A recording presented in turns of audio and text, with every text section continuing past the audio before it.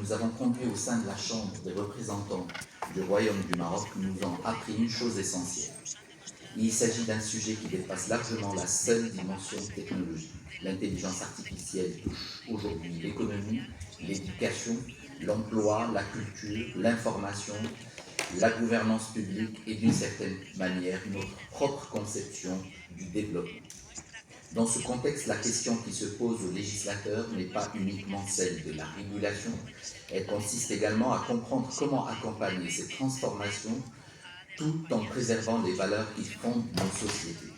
Au Maroc, cette réflexion s'inscrit dans une dynamique plus large de transformation numérique portée par les autres orientations du Royaume et de Sa Majesté et renforcée aujourd'hui par les ambitions de la stratégie Maroc Digital 2030 qui contient un grand pavé sur l'intelligence artificielle. Elle s'inscrit également dans une conviction simple, les enjeux liés à l'intelligence artificielle dépassent les frontières nationales.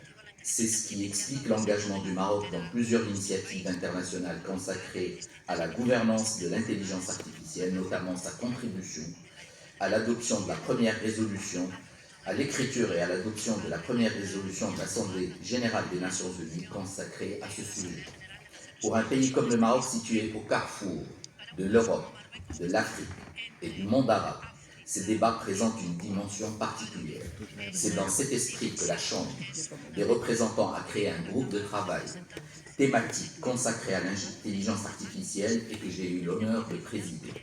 Notre objectif n'était pas de produire un rapport supplémentaire sur une technologie émergente, nous souhaitions avant tout comprendre les transformations en cours et identifier les questions auxquelles les décideurs publics devront répondre dans les années à venir. Nous avons ainsi conduit un vaste processus d'audition, d'échange de tous les intervenants, qui soient de n'importe quelle source, que ce soit des universitaires, des administrations publiques et autres. Et nous avons également effectué plusieurs missions d'études à l'intérieur du Maroc et à l'international. Cette démarche nous a permis de constater que malgré la diversité des approches, un certain nombre de préoccupations reviennent de manière récurrente. La première concerne les données. Dans l'économie de l'intelligence artificielle, les données deviennent une ressource stratégique. La deuxième concerne les compétences. Les échanges que nous avons eus ont confirmé que la question de la formation est probablement l'un des défis les plus structurants de la décennie à venir. Et la troisième concerne la confiance. Le développement de l'intelligence artificielle ne pourra être durable que s'il s'accompagne de garanties suffisantes en matière de transparence, de responsabilité, de sécurité et de respect des droits fondamentaux. Enfin, nos travaux ont également mis en lumière une question qui revêt une importance particulière pour de nombreux pays, celle de la diversité linguistique et culturelle. L'intelligence artificielle façonnera en partie les modes d'accès au savoir, à l'information et aux services. Il est donc légitime de s'interroger sur la place qui sera accordée à différentes langues, aux différentes cultures et aux différentes visions du monde dans les mondes qui sont aujourd'hui en construction.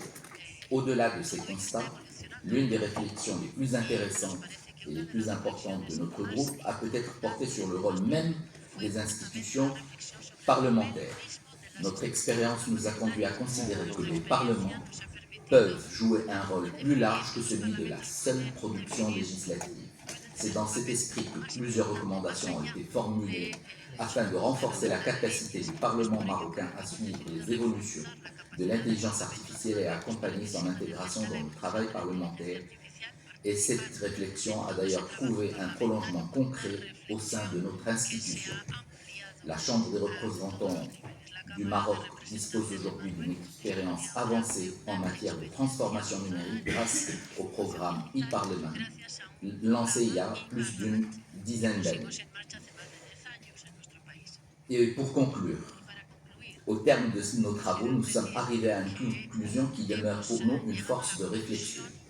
L'enjeu n'est probablement pas seulement de savoir comment déployer et utiliser l'intelligence artificielle, il est également de comprendre comment faire en sorte que ces transformations restent accessibles, inclusives et bénéfiques pour le plus grand nombre, Face à une technologie qui évolue à l'échelle mondiale, la coopération internationale nous apparaît comme un levier précieux pour partager les expériences, enrichir nos analyses et apprendre les uns des autres. C'est dans cet esprit d'échange et de coopération que le Maroc poursuit sa contribution aux réflexions internationales sur l'intelligence artificielle. Merci. Thank you very much.